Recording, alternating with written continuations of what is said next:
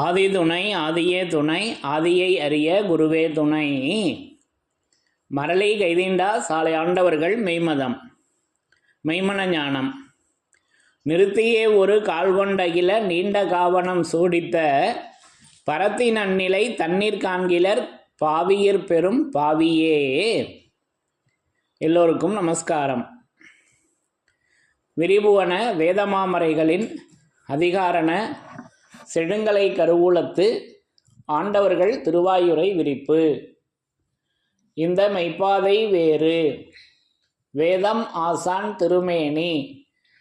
வேதத்தை ஓதினாலே புண்ணியம், வேதங்கள் பூராவும் தித்திக்குது. திருமறை குரு பெருமான், திருமறை குரு தீன் திருமேனியர். வேத ஏட்டில் எழுதி உள்ளதை படிப்பதன் பயன் இறைவனை காண்பதுதான்.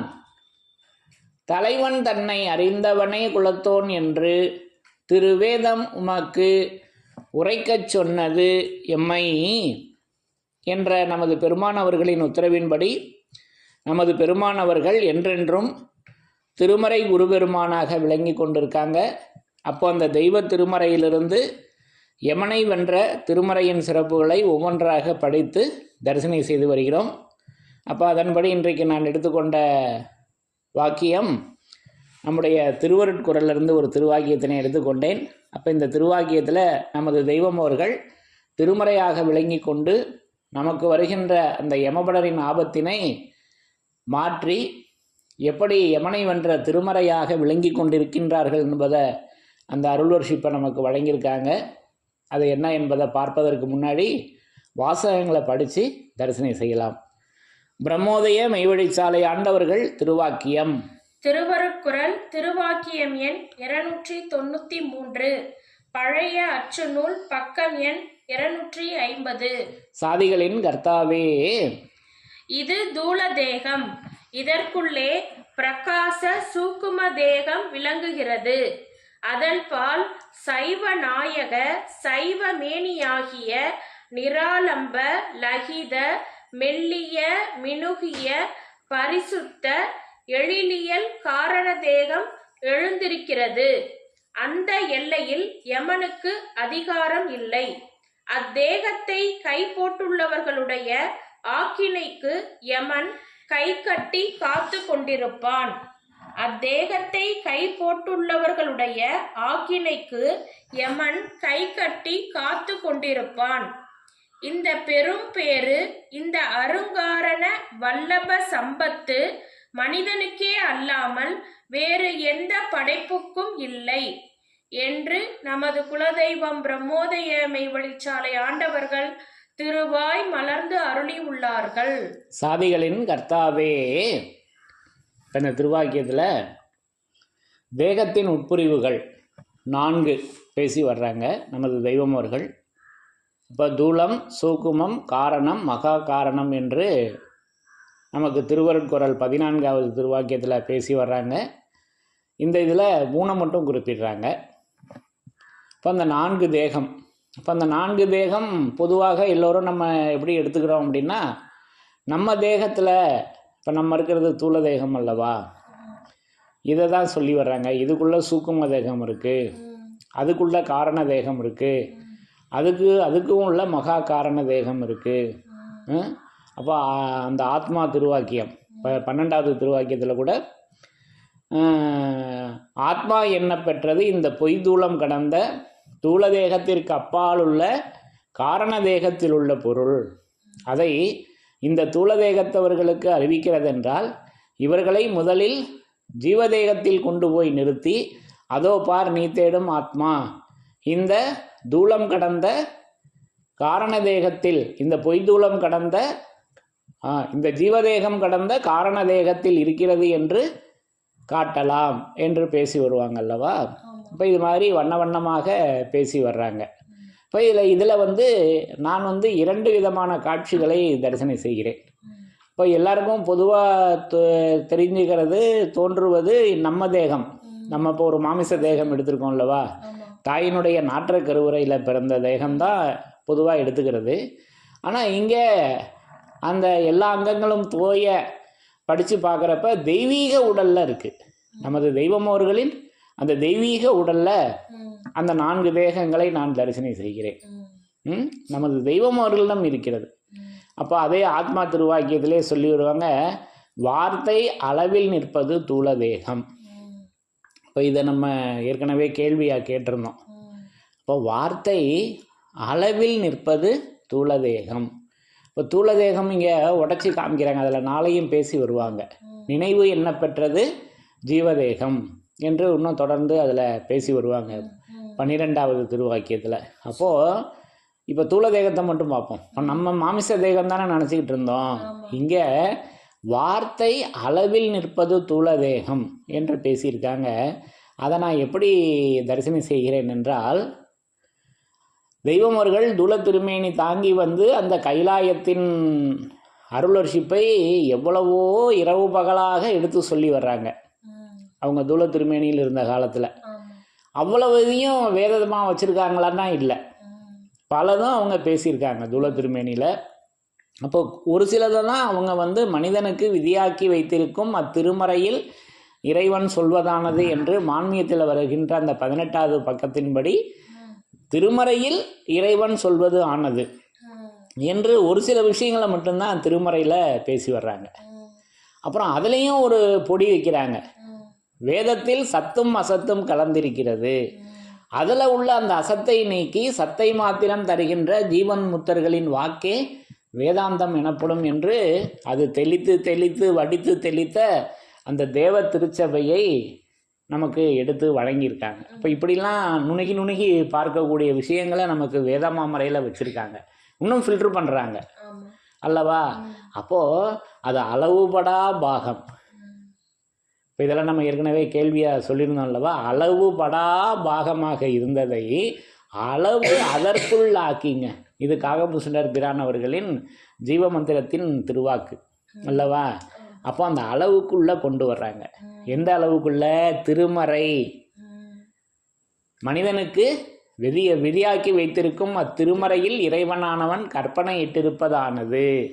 நமக்கு வெளியாக்கி வைத்திருக்கும் திருமறைகளில் இறைவனானவன் கற்பனை இட்டிருப்பதானது என்றெல்லாம் அந்த திருமறையினுடைய சிறப்புகளை வரிசையாக நம்ம தெய்வம் அவங்க பேசி வர்றாங்க. இப்போ இதெல்லாம் நம்ம ஏற்கனவே வேதத்தின் சிறப்புகளை தரிசனம் பண்ணியிருக்கோம் அல்லவா.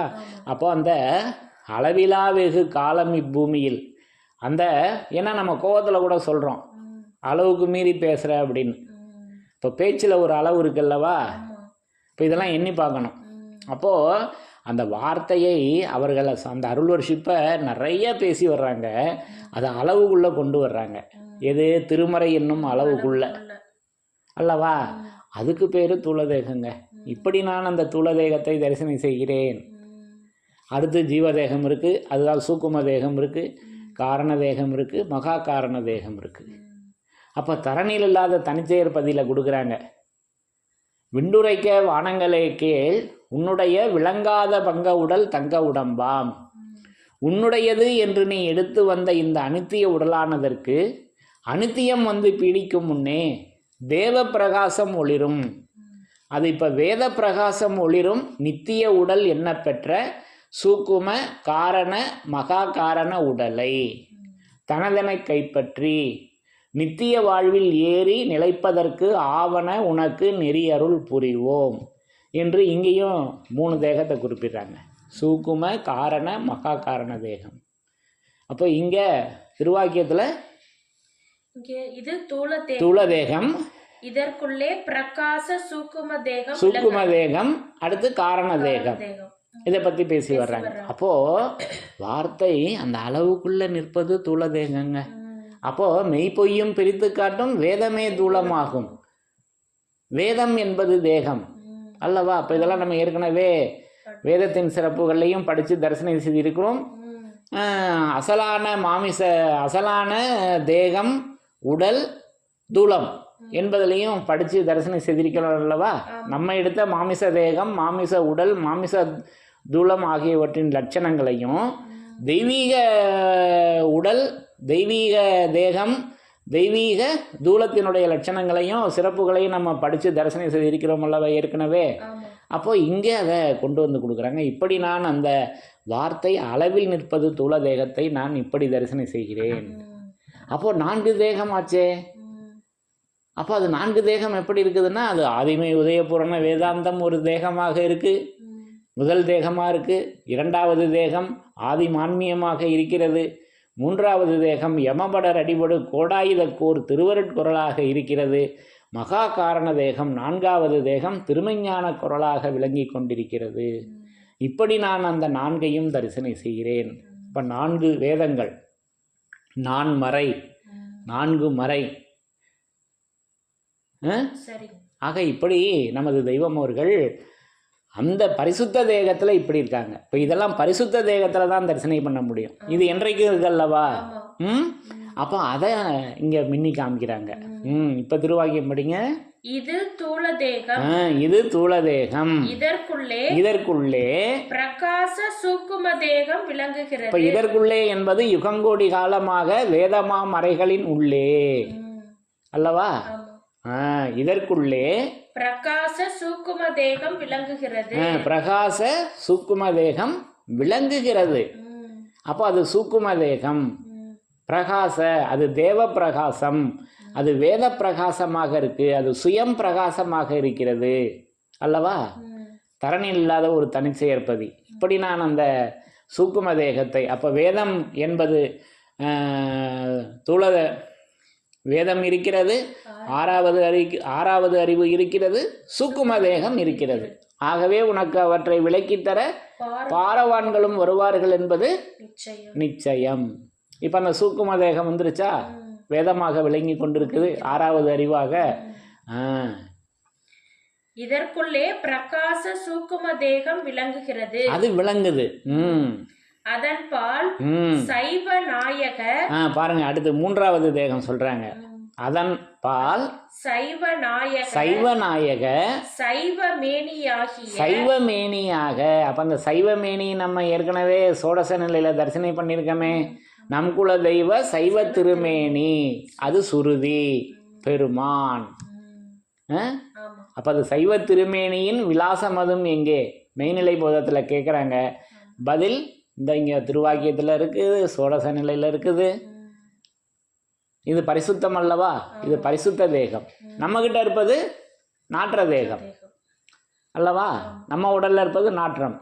தெய்வம் அவர்களின் அந்த தெய்வீக உடல்ல, வேதமாமரையாகி அந்த தெய்வீக உடல்ல இருப்பது சைவம். அது சொல்றாங்க.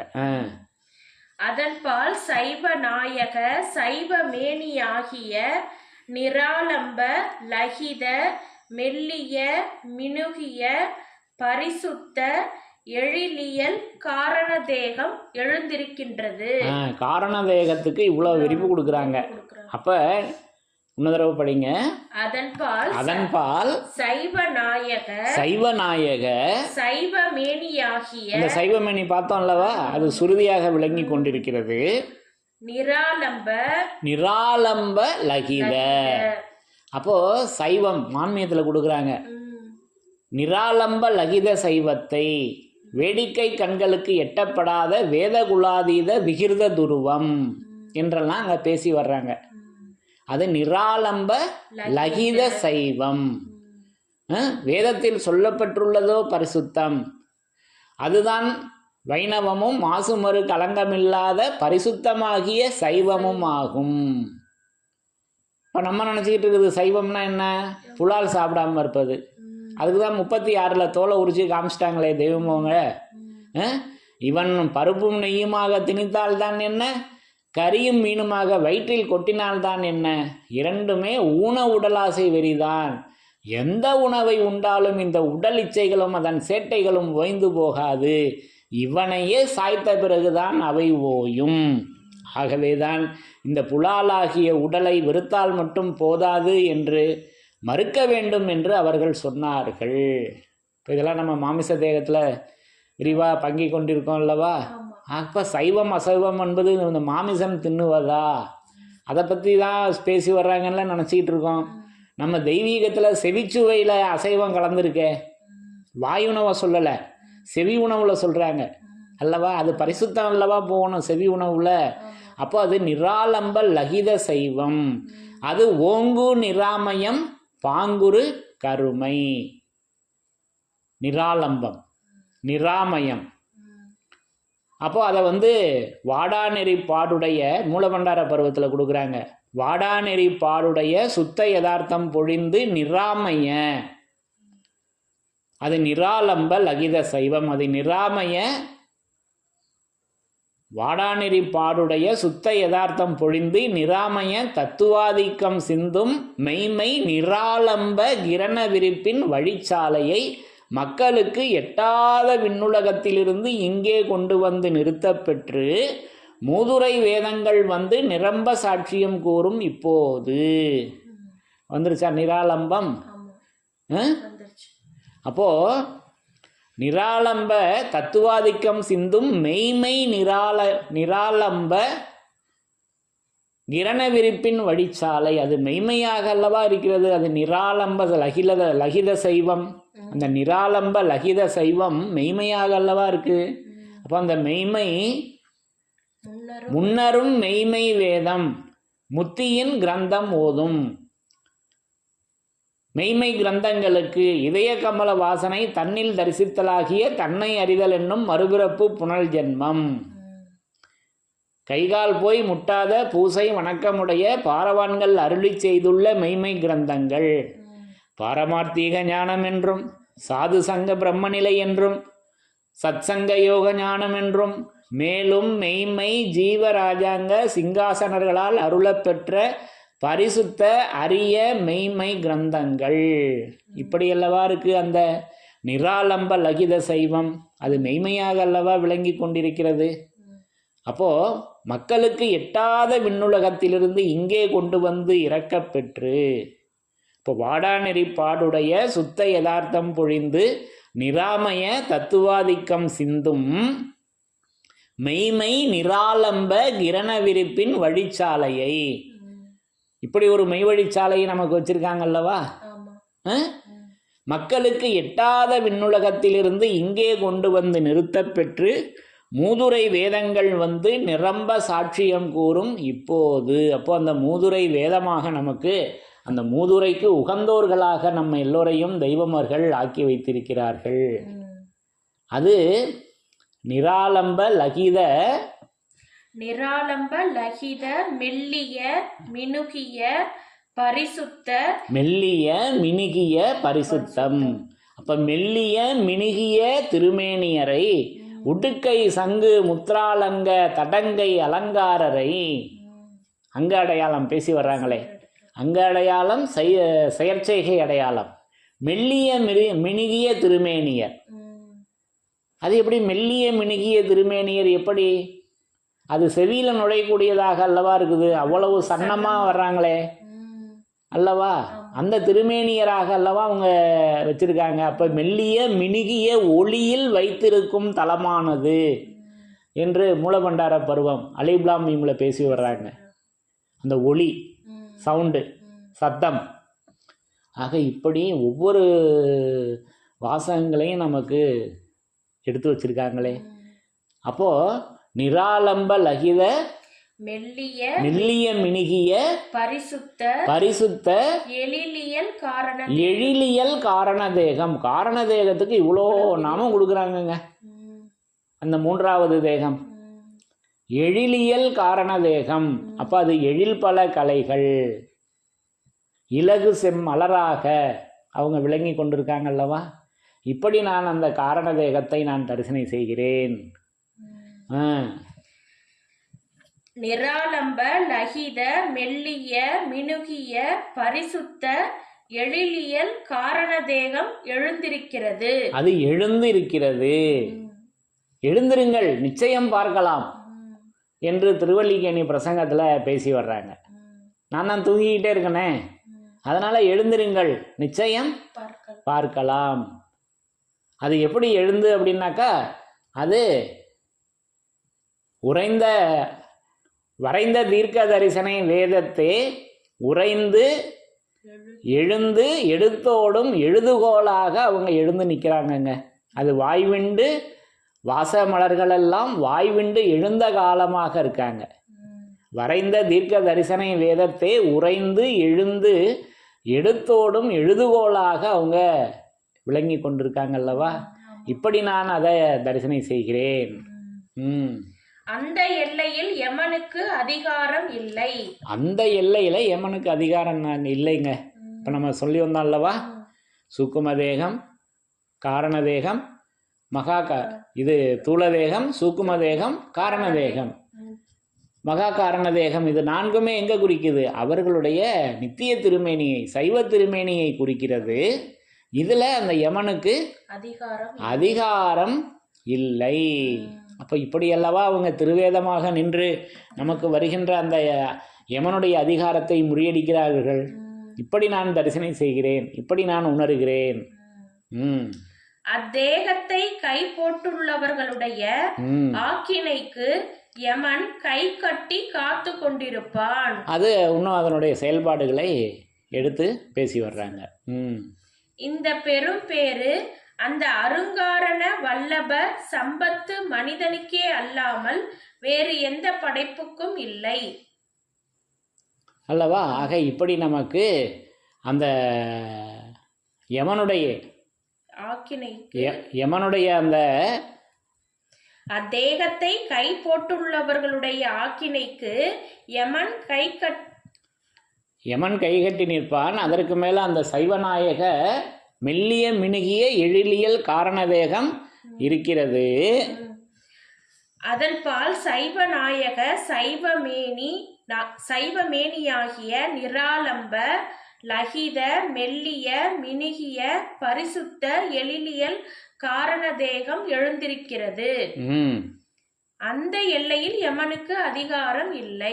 அந்த காரணதேகம் எழுந்திருக்கிற அந்த எல்லையில யமனுக்கு அதிகாரம் இல்லை என்பதை நமக்கு ஸ்பஷ்டமாக இந்த திருவாக்கியத்தில் எடுத்து வழங்கி, அப்போ அந்த காரணதேகம், இப்போ தூளம் சூக்குமம் காரணம், அந்த மகா காரண தேகம், அந்த எல்லையில யமனுக்கு அதிகாரம் இல்லை என்பதை நமக்கு இப்போ தெய்வமோர்கள் திருமறையாக விளங்கி கொண்டு யமன் அதிகாரம் இல்லாத இடமாக இந்த 4 தேகங்களையும் தெய்வீக உடலாகிய அந்த திருமறையில் வைத்திருக்கின்றார்கள் என்பதை நான் இந்த திருவாக்கியத்தின் மூலம் விளங்கி கொண்டேன் என்று கூறி யமனை வென்ற திருமறையின் சிறப்புகள் தொடரும்.